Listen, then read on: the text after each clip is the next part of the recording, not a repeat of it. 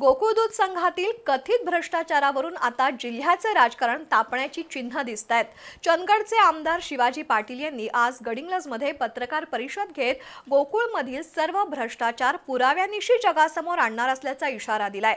या लढ्यात मुख्यमंत्री देवेंद्र फडणवीस आणि भाजपचेही पाठबळ असल्याचा दावा करत दोषी अधिकाऱ्यांवर लवकरच कारवाई होईल असा विश्वास व्यक्त केलाय। चंदगडचे आमदार शिवाजी पाटील यांनी गोकुळमधील कथित भ्रष्टाचाराबद्दल गंभीर आरोप केले। त्याबद्दलचे सर्व पुरावे लवकरच जनतेसमोर मांडणार असल्याचा इशारा गडिंग्लजमध्ये झालेल्या पत्रकार परिषदेत दिला। या लढ्यात मुख्यमंत्री देवेंद्र फडणवीस आणि संपूर्ण भाजप पक्ष आपल्या पाठीशी असल्याचं त्यांनी सांगितलं। पंतप्रधान नरेंद्र मोदी आणि केंद्रीय गृहमंत्री अमित शहा यांच्या सबका साथ सबका विकास या धोरणावर आजवर काम केलंय, पण काही लोक शेतकऱ्यांच्या कष्टातून उभ्या राहिलेल्या गोकुळमध्ये भ्रष्टाचार करत असून बोगस दूध संस्थांच्या माध्यमातून गैरप्रकार सुरू आहेत असा दावा आमदार शिवाजी पाटील यांनी केलाय। हजारो दूध संस्था केवळ कागदोपत्रीच अस्तित्वात असून या बोगस दूध संस्था कायम राहिल्या तर गोकुळ दूध संघावर कागल, राधानगरी आणि करवीर तालुक्यांचीच नेहमी सत्ता राहील।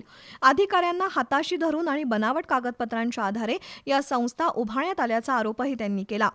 गेल्या 5 वर्षात 40% डिबेंचर कपात केल्यानं दूध उत्पादकांचं प्रचंड नुकसान झाल्याचाही दावा केला। नामदार हसन मुश्रीफ यांच्यावर निशाणा साधत आमदार शिवाजी पाटील यांनी सनसनाटी वक्तव्य केली।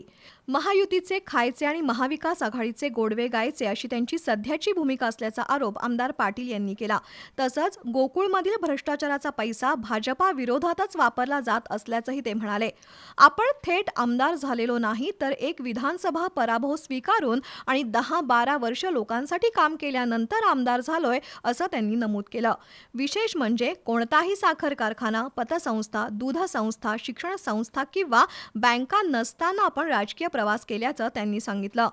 गोकुळमधील भ्रष्टाचार बाहेर काढण्यासाठी मुख्यमंत्री देवेंद्र फडणवीस आमच्या पाठीशी खंबीरपणे उभे असून दोषी अधिकाऱ्यांवर कठोर कारवाई होईल असा विश्वास त्यांनी व्यक्त केला।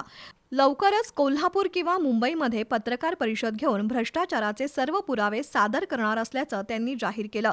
या पत्रकार परिषदेला माजी आमदार भरमू पाटील, हेमंत कोलेकर आणि सोमनाथ आरबोळे उपस्थित होते।